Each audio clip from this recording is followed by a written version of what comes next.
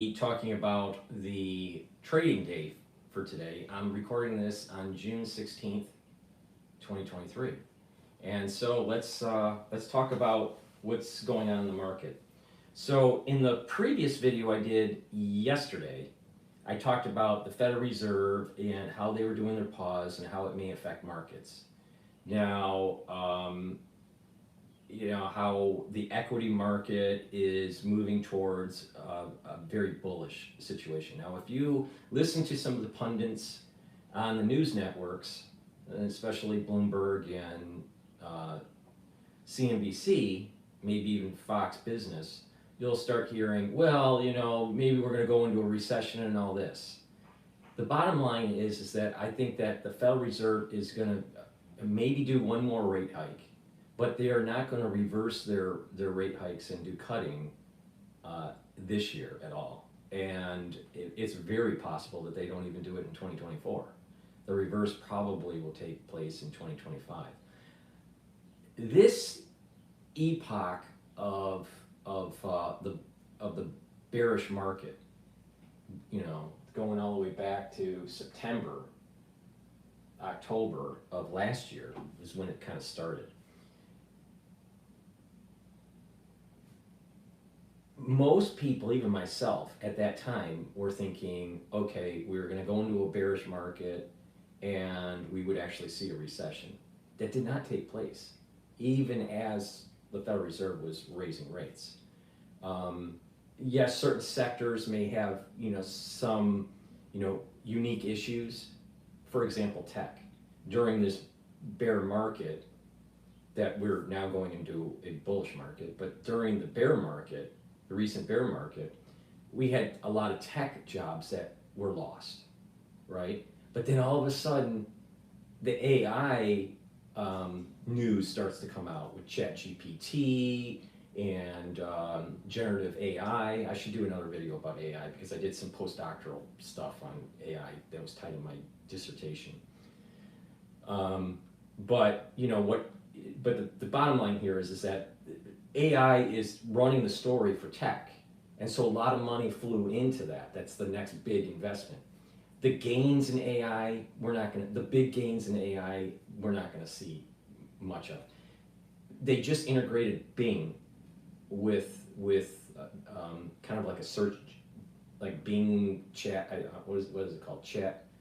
I think Microsoft calls it Bing GPT or something like that. So that's integrated already in the search engine. And if you play around with it, what you will notice with this kind of AI, the generative AI and this GPT type AI, it's really searching the internet for answers very quickly.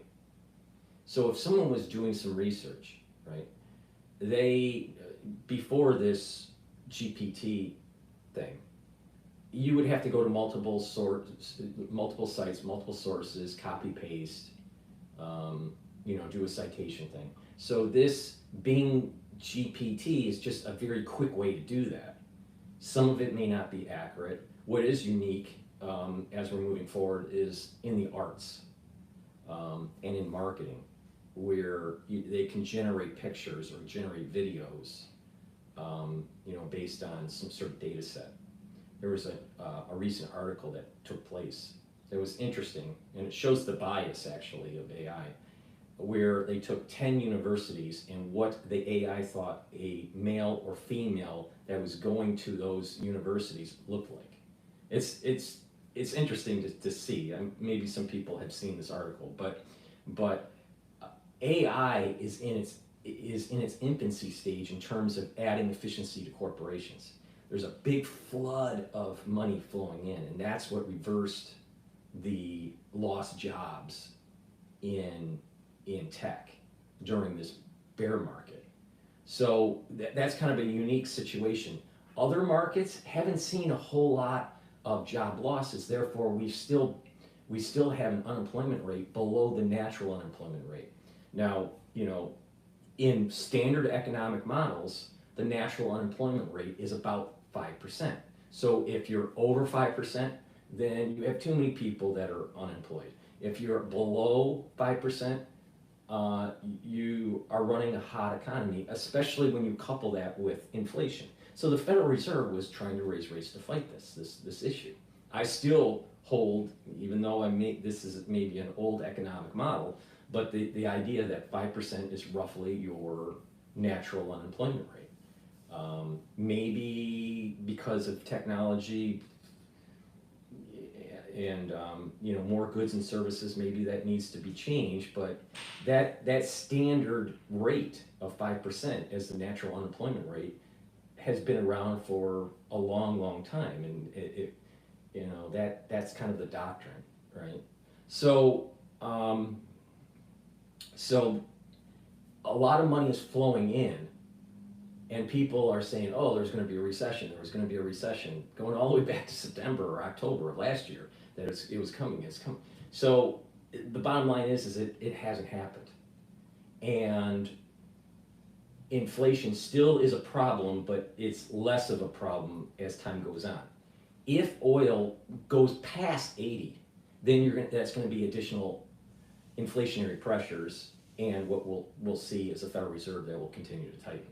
But if oil stays within that 73 to 65 range, which I suspect, then we're probably going to see a very bullish situation in equities. I had a substantial amount of cash on hand, waiting for the big fall, which never really happened. It was just kind of a slow fall. And there's a turn up there's a kind of a mean reversion that's taking place, and that started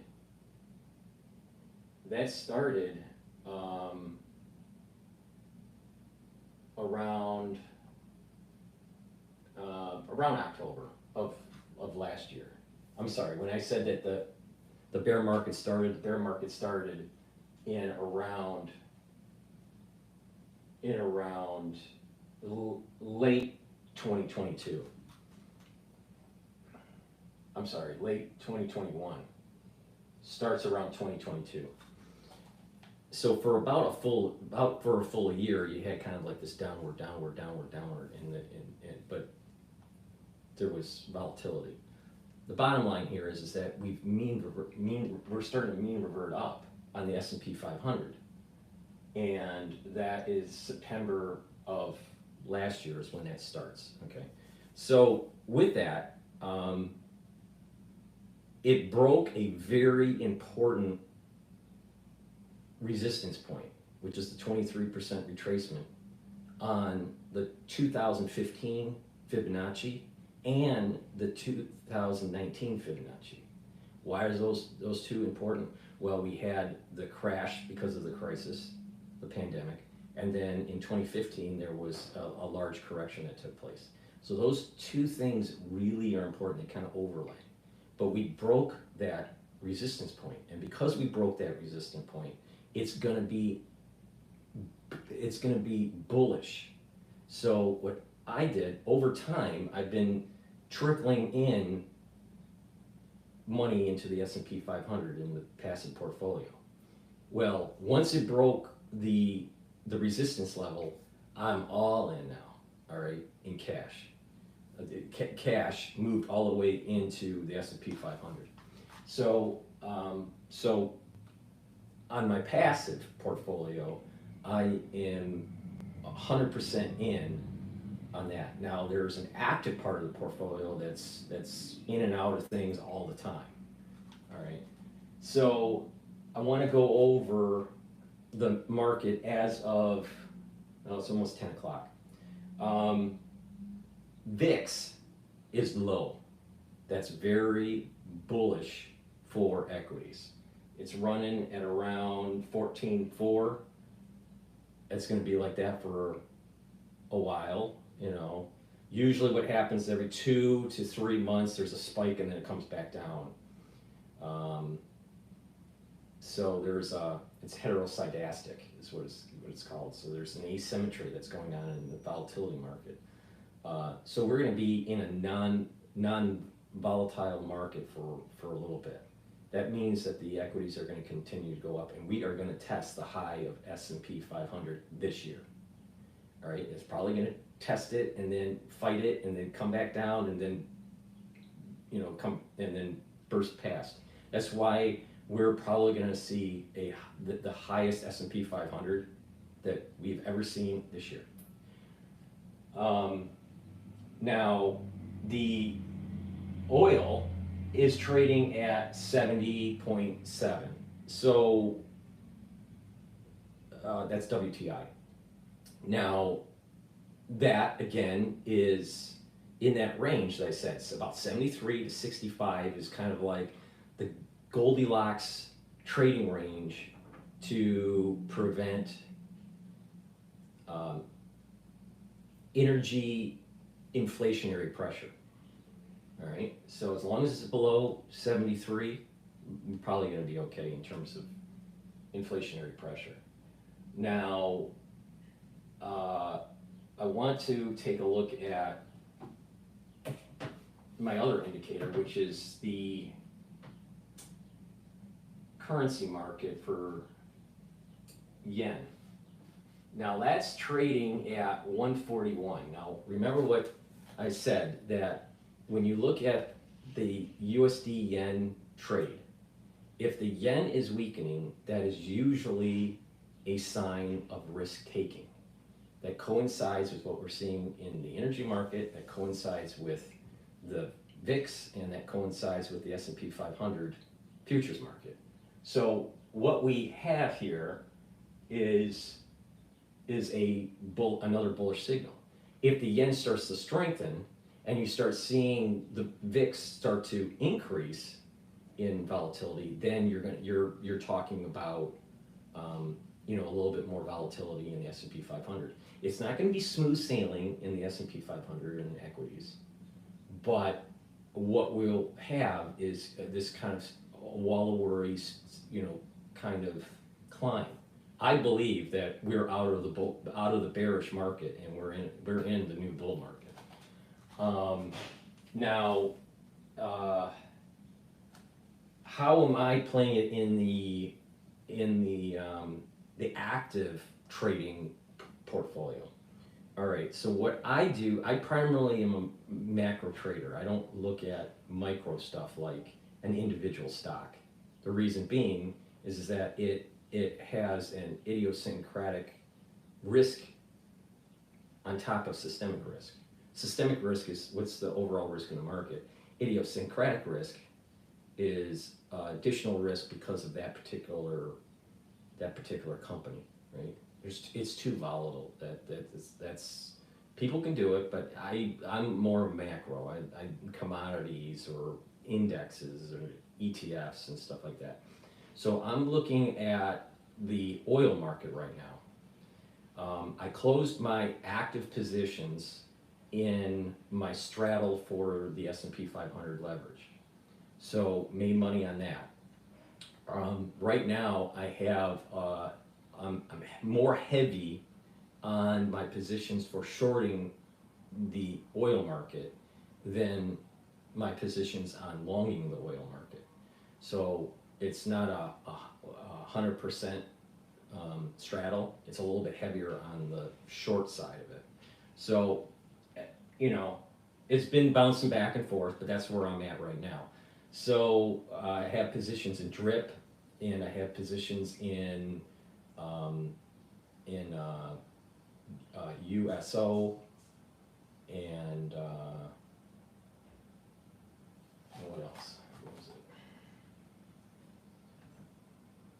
it? And SCO.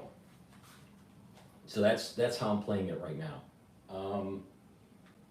But I suspect when we're looking at this, you know, 3 months, 6 months out, in 3 months we're going to have a little bit of a spike in volatility. But this thing, I think that the flow of funds, because of the resistance barrier, has been broken, and that resistance barrier was around 420 for the SPY ETF. That the algorithmic traders and the institutional investors are taking their cash on hand and deploying it. And there's going to be a big surge in the equity market. That doesn't mean that every day is going to be an update. It's not going to be an update. Actually, I think this is the 7th possible day that we're going to have an up day in the market. So there's going to be some down days. But when you look at the average trend line, this is going to test the overall high of the S&P 500 this year. Now, that was about 479, almost 480 on SPY. So that's my take on the market. Hopefully you learned something about how I view this market. Yes, probably people will have questions on specific companies, but I don't really look at specific companies. I'm looking at the overall trend of the market. I'm more of a macro guy than a micro guy. Now I'm just looking at the chat here. Now someone states that the rate hikes will continue until 2025. There's a few different arguments here, and I guess it kind of depends on one's standpoint. There's definitely a pause in the United States, and there is word on the street that the ECB is going to raise rates. Well, when one central bank raises rates and another doesn't, then there's kind of a discoherence in monetary policy. And that may be one element that drives, if the ECB continues to raise rates, that drives the Federal Reserve to also have to raise rates to maintain coherence in monetary policy and in currency rates. So that's one driver. It depends on what the other banks are doing, like the ECB and the Bank of England, the BOE. My understanding is the BOJ wasn't going to raise rates. I haven't been following the BOJ that much, but maybe they have. I don't think they have raised rates. So it's really what's going to be happening with the Bank of England and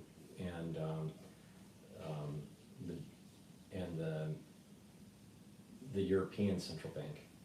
So that's one element to it. The other is, do we see inflationary pressure with oil? If we don't see inflationary pressure with oil, it lowers the probability of seeing more rates into 2025.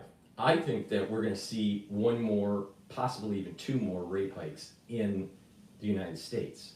But I think that what's happening here is that we're seeing the tail end of this process, and that it's a very bullish sign. Again, you can look at the markets in a very economic model with a lot of theory, but markets are very behavioral. I think behavioral finance models markets better than overall old style economic fundamentals. So because of that, the behavior of that Fibonacci and breaking that resistance point is really, really bullish sign.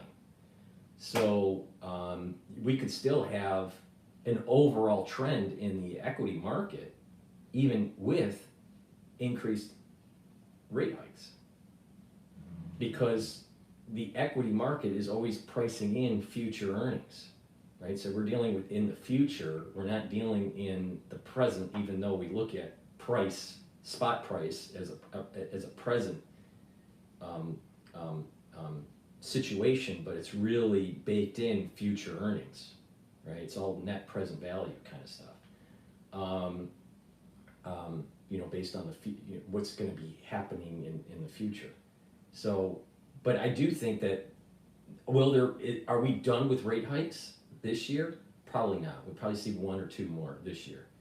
But again, the only way that they're going to be doing a reduction in rates would be if we see a material deterioration of the economy, which I don't think is going to happen. I think this is something very similar to what was going on during the productivity gains that were happening under Greenspan during the I think it was the Clinton administration, where the Federal Reserve was starting to lose. I read the memoirs from Greenspan, and Greenspan was talking about how when computers and tech was just kind of coming on board and really providing productivity in the business world. And their old models to try to define productivity in the United States was more of an old manufacturing model, and it wasn't tied with tech. Now, what Greenspan was famous on, even though he used econometrics for policy, he had a very large consulting company, and had a lot of different contacts before he went into the Federal Reserve. So he would just get on the phone and talk to his contacts. So he kind of did, some kind of like a personalized survey of all these contacts that he had from his consulting days before he went to the Federal Reserve as chairman. And he was able to get a pulse of what was going on, and he eventually had his team of economists be able to model, and he was able to pinpoint that there was actually a productivity gain that was starting to happen because of computerization of businesses that kind of switched the paradigm on what should be happening with monetary policy. I don't remember if he was thinking about tightening or easing at the time. I'd have to sit and think about it. But the bottom line is that something materially happened because of computerization of the business sector. I think something kind of similar is happening there's something material happening that is starting to take hold, that is adding productivity, and this may be what breaks the old model of a natural unemployment of 5%. Maybe that paradigm is going to change. I don't know. We have to see. But there is this behavior of chasing this AI trend, and because of that, we're going to see an increase in equities. Now, Chairman Powell my understanding is Chairman Powell did say that he was not intending on bringing rates down anytime soon. Well, anytime soon to me sounds like way after 2025. That it's not in the cards that we're going to see this unless something materially changes in the banking sector or in the employment sector. What is interesting historically is that usually during an election year we have a downturn in the economy. So in 2024 we may actually see some sort of downturn. So we'll see. We don't know. We may see rates go up in 2025. The point here is that at least for the rest of 2023, we probably are going to see equities up, and we may actually see the beginnings of the first really soft landing that the Federal Reserve did. That's being very optimistic. Usually Federal Reserves over tighten and the economy starts to falter. But this is a relatively very muted engineered recession that the Federal Reserve was trying to have. I mean, they even stated that they were basically trying to engineer a recession because they were saying that there was going to be pain in the market. Remember when they started first trying to raise the rates? So, but it didn't really happen. So there's something new that's taking place. That's the reason why I bring up Greenspan, and that there's something material changing in the overall dynamics of productivity, or how people spend, or how people view their particular conditions. Maybe the gig economy is part of it. Maybe people are moving more into a consulting kind of thing where they're doing multiple projects. you know, I think people call it a side hustle kind of stuff. Maybe more people are doing that. I don't know. But something is changing, and that maybe it'll last, maybe it won't. I suspect that it will, and that you know, rates could continue to go up. But I think that it would be only if inflation is not controlled. And at this moment in time, it seems like inflation is controlled. Now, something that goes against that thesis is Saudi Arabia. If Saudi Arabia and OPEC continue to tighten their supply of oil, then there's going to be price pressure within the oil market because they're more tied with Brent. But this whole WTI and Brent ratio those prices will start to go up if they continue to tighten their supply of barrels of oil. So, you know, there's that international component with oil that could be a driver to tell the Federal Reserve to raise rates or not. So it's a multifactorial problem here. It's not so simple. Federal Reserve is just going to raise rates. You know, there's a lot of things that have to happen. You know, right now we can focus on, okay, this is June 2023, and you know, what is it going to be like 3 months out and 6 months out? We'll probably see maybe 2 or 3 spikes in the VIX, a little bit of a correction in the equity market, and then we'll see additional flow of funds because there's so much money on the sidelines because we thought that we were going to see a recession that we didn't see, and this is going to keep the equity market buoyant for a little while, and then around probably once we test the high on the S&P 500 for a few months, then there'll probably be a little bit of a correction, maybe a 5% correction, and then another leg up. So we'll see. We'll see. It's possible that the Federal Reserve raises rates until 2025, but I have a feeling that they're going to raise one more this year, maybe 2, and pause for a while and see what happens. But it's very possible that the Federal Reserve wants to get to the 7%, 8% range. And if that's the case, then we'll probably be seeing rates going up in 2024 too. So it's a little bit of a complicated, you know, situation. But now,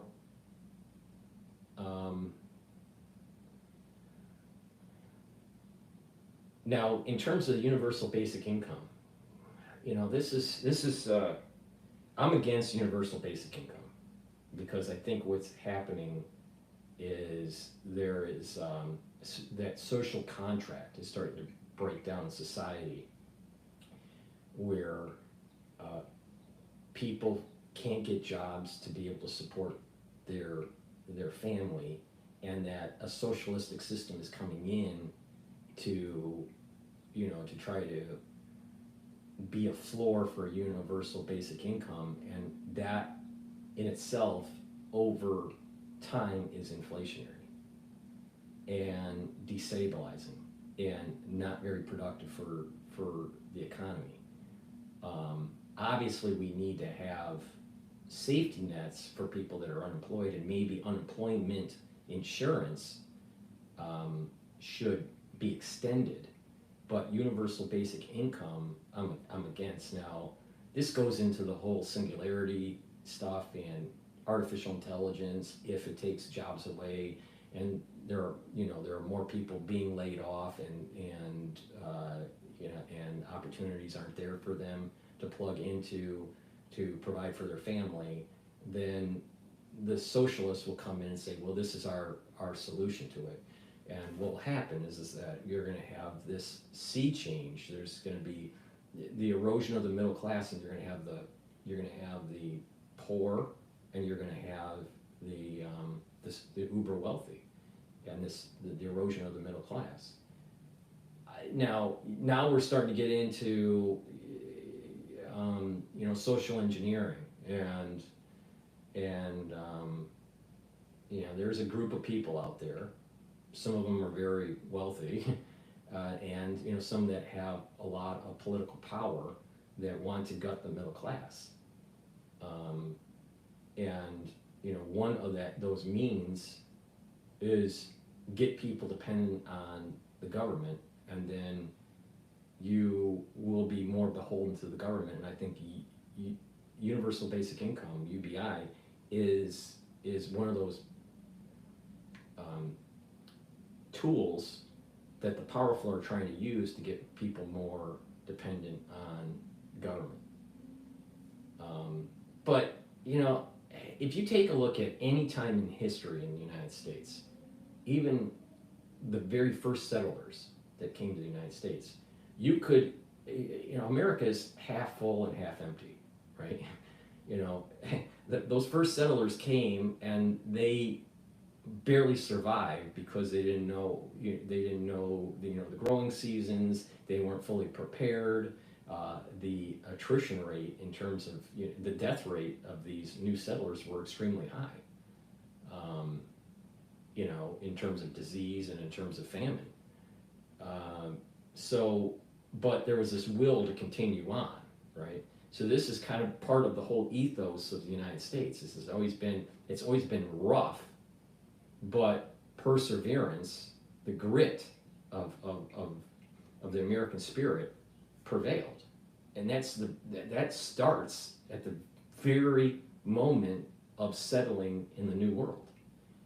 So if you take any particular decade in the United States history, you will find that there was these times that were, the glass is half full or half empty, right? Sometimes even more empty than full. But the reality of the situation is we did persevere. So if we use that as the model of where the United States will be going into the future, the historical trend is that we figure a way. We don't know what that is. It's a complicated situation. It's very chaotic, and a solution will emerge. But there is an erosion of our middle class, but then society has feedback loops, and we may actually have a feedback loop that preserves the middle class. So it may not be all doom and gloom, but we also have a lot of problems too. Again, the glass is half full and half empty. We have a lot of social unrest that's taking place. We have a lot, not to get into all the details, but there's an erosion of the family unit. There's an erosion of religiousness. There's an erosion of decorum, within the public square. There's an erosion of social norms, and because of that, it's going to cause social disruption. And we have people that are trying to cause these types of social disruption, and make people divided and gut the middle class and have people more dependent on an Uber state. So there's a lot of problems, but we need to kind of go, what, America usually finds a way. All right, that's the American spirit, and let's try to be positive about this. But there is a case to be made that things can be gloomy, especially with the phrase, if someone loses their job, they're in a depression. But if someone that's your neighbor loses their job, you are in a recession. So it depends on perspective, right? And the idea here is that I think the reason why I'm doing these videos is really to try to convince people you don't have to be a victim of the situation. If you are in control of your own destiny, in terms of education, in terms of building different skill sets, enjoying different hobbies, you not being dependent on government or dependent on a corporation. Once you can check out and you are master of your own destiny, you don't have to be a victim of UBI or a victim of the Federal Reserve raising interest rates. See, the average citizen, I'm going to be very, very blunt on this. The average citizen is too dumb because they're too lazy. And once an individual realizes that they don't have to be a victim of the system, and that they can see patterns that are going on in the system, and they can benefit from it, then you are not a victim anymore. So instead of being a victim of UBI, instead of you being a victim of the Federal Reserve raising interest rates, like for example, if the Federal Reserve raises interest rates, your mortgage payment may be going up because you have a variable mortgage. Well, first of all, you should never have a variable mortgage, ever, ever. You should never have a variable loan out, ever, no matter, because of this particular situation. Because when things like this happen, you will have less security in being able to absorb the shock with the increase in rates. You're better off paying a higher rate that's fixed. And because of the natural inflation, your income usually goes up, and you're paying with less dollars, so it kind of like it all kind of evens out. So you should never have a variable mortgage, ever. It should be always fixed. And if the interest rates go down, then you can readjust to the lower rate fixed. But never have a variable mortgage, because when interest rates go up, now you're being adjusted to a higher payment. And a lot of times when that happens, there's so much shocks in the system that some sectors people lose their jobs. Well, how do you absorb that shock now? You're a victim. So right there is a perfect example. Don't be a victim of price shocks. But in terms of what I'm going over here, I'm showing you how to benefit from the Federal Reserve raising rates. So you're not a victim. And if you pay attention closely to what I'm saying, you will make more money doing what I'm telling you to do, or informing you on how the markets are moving, than any gain that you're going to get in some sort of bonus or some sort of raise that you're going to get from your employer. And now you're not a victim. When you're not a victim, you have power. So you don't have. So this is where the glass is half full. If people want to take charge of their own life and not be a victim of things, then then things are a little bit smoother for you. There's others that can't do that. There's others that won't do it. So, but the reality of the situation is that you wake up in the morning and you say, I'm not going to be a victim of this interest rate policy, or I'm not going to be a victim of this division that is taking place in the politics that is happening in your country. Because there are divisions, but you can benefit from this tumult and check out. This is kind of a prepper mentality, but you can still be integrated in society. Preppers have a tendency, I think, to think that the solution is that you have to plug out and not be a part of society. The real solution is that you don't have to be a victim of the movements in society, and you can still be integrated in society. So this is what the transnational capitalists have figured out over the centuries, and you just have to take a page from their playbook and realize that you don't have to be a victim. Now, there will be people that that will be victims because they decided to go on vacation instead of invest, not realizing that the future earnings that you are going to be making to be able to be able to not be a victim will be far more in a few years than any marginal gains that you might have from a raise or a bonus from your company that will eventually lay you off when you're too expensive.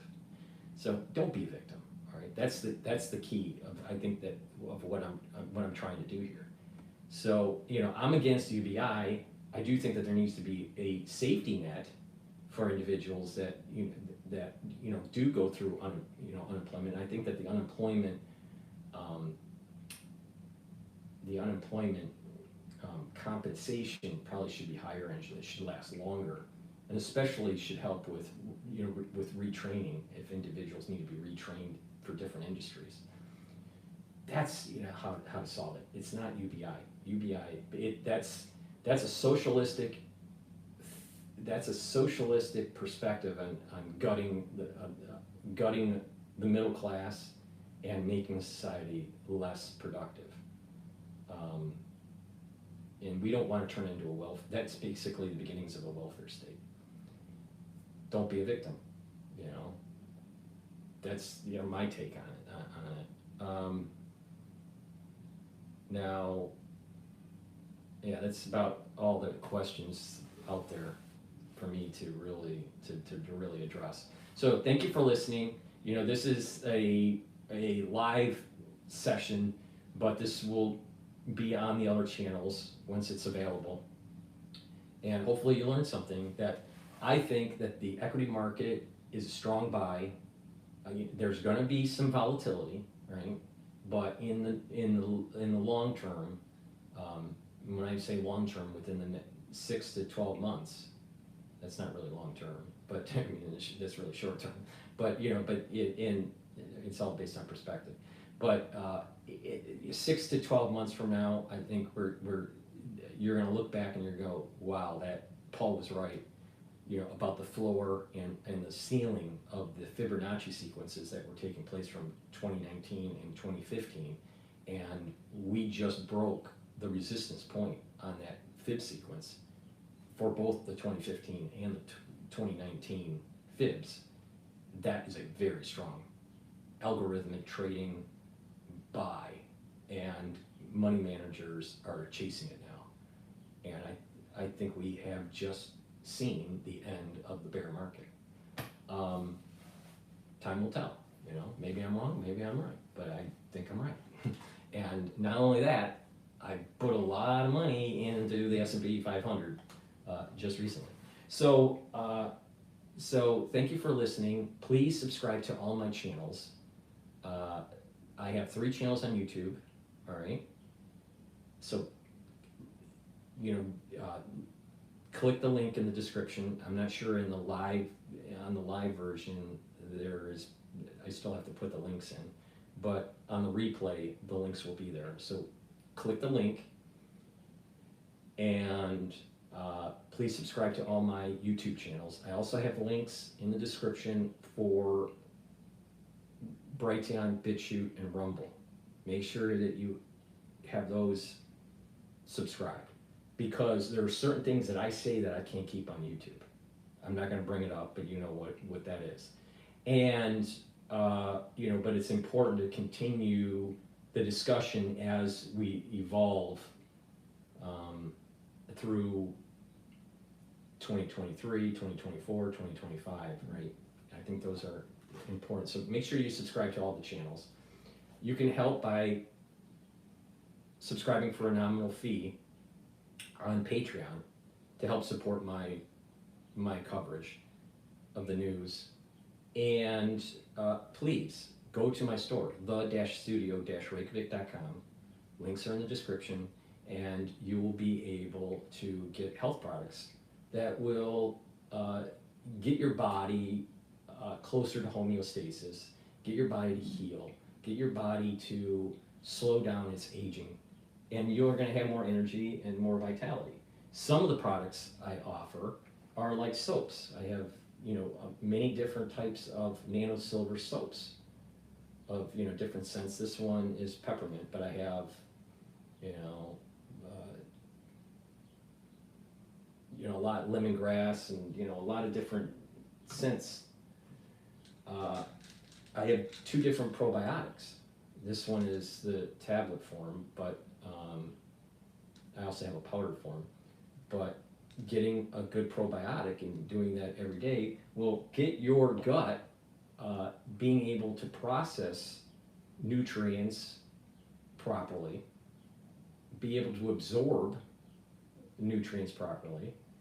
The metabolism of your body will improve. your energy will improve, and even your mental state will improve. There's a lot of research out there that talks about mental state and gut health. So I have a very good multivitamin that you can take a look at on the store. It's the-studio-reykjavik.com. And because we are now moving into, the summer season, and, there's pollen, and who knows what's going on with the dust from the fires from Quebec, I have these lozenges, silver lozenges. This one's in apple green, and I have another one in sweet menthol. And take this, for allergies, just in case you are starting to get that kind of like abrasive feeling in your throat, especially with the fires that were taking place with Quebec.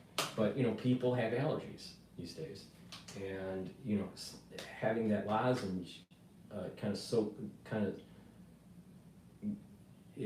soothes the throat, and you can kind of swallow some of those irritants. Now, I also have a very good toothpaste. This toothpaste is going to be the best toothpaste that you ever get. And this doesn't have any fluoride in it. This is using the structured nano silver technology.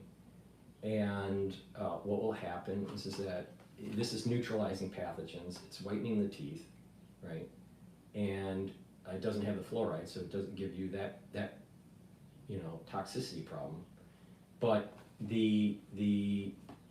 this toothpaste will help with cardiovascular health.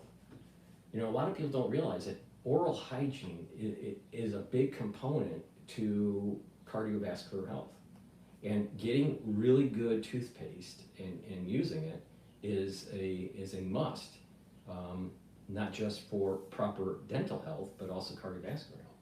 So, and then I also have 2 different types of silver gel.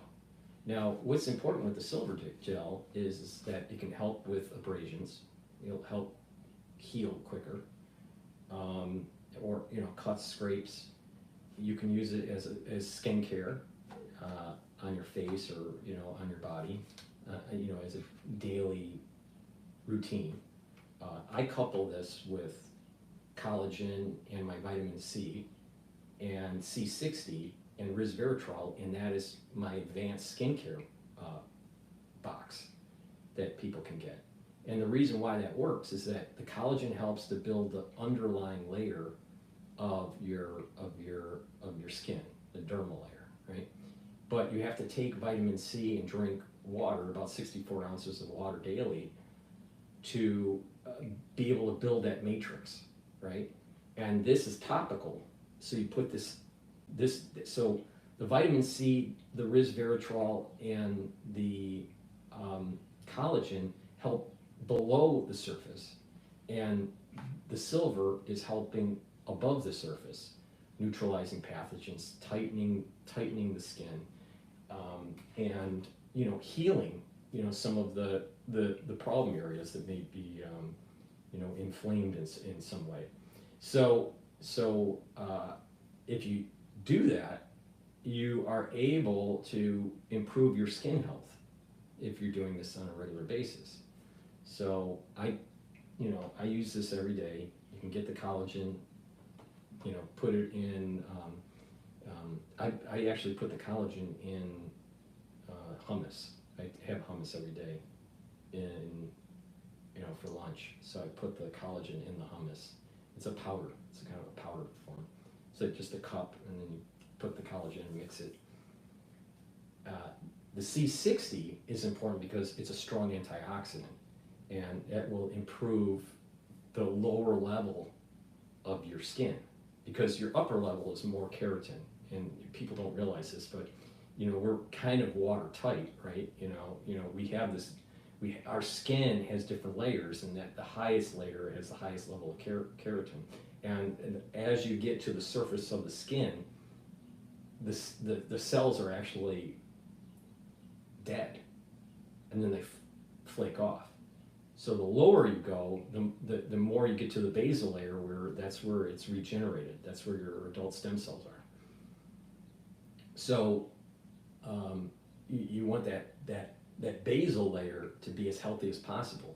The resveratrol gets rid of senescent cells, and it's a strong antioxidant, so it reduces the cellular stress. The C60, very strong antioxidant, reduces the cellular stress at the basal layer. Then you have the collagen and the vitamin C and the water and the topical to all work synergistically to improve your skin health. And you'll see over time this improve. You do this just for 7 to 7 days, and you'll see an improvement, and you'll see a larger improvement, in a 30-day window. But the key is to continue this on, because it's not just the skin that you'll start seeing that this is improving. It's also improving your different joints in your body. Like knee, people sometimes have knee problems, especially when they get older, or hip problems, or problems with their joints that are in their hand. They may get a little bit of arthritis or something. And this is helping with that cartilage and tendons and ligaments, right, over a longer period of time. To heal those kinds of things takes a much longer period of time because the regeneration rate is much slower. But the skin, it regenerates at a pretty high mitotic level. So because of that, you'll see skin improvements quicker than the joint. But over time, you'll start seeing that your recovery times are better if you're working out, and some of these other aging ailments start to improve when you follow this over many months, if not years. So that's just a few of the products that I have on the store. Please go to the store, the-studio-reykjavik.com. Use the discount code to help with the shipping. It's discount, all caps, discount 5. You get $5 off on any order. And that's how I can help you be able to get the products that you need to improve your health and to increase this. You'll see in the news that there's these words like longevity, anti-aging, reverse aging, things that are starting to pop up in the news. I've been doing this for a very, very long time, multiple years. I actually started the whole antioxidant regimen going all the way back when I was 16 years old. I'm a lot older than 16 now. So if you do this on a regular basis, you're going to see improvements in your health, and that's the key. Again, don't be a victim. We're bombarded by GMOs and processed foods and all this, and pollution and stress in the environment. Don't be a victim. Don't be a victim. Don't be a victim from interest rates. Don't be a victim on what you eat. Right? You can change your particular situation by taking control of your life. And you don't have to be a prepper. You don't have to plug out and just be, live in some sort of remote area of the world. You can still be a part of society. Just don't be a victim. Be in control of your own destiny. That is, I think, the key here. So thank you for listening. Please subscribe to all the channels. Please go to the store, the-studio-reykjavik.com, and have a nice day.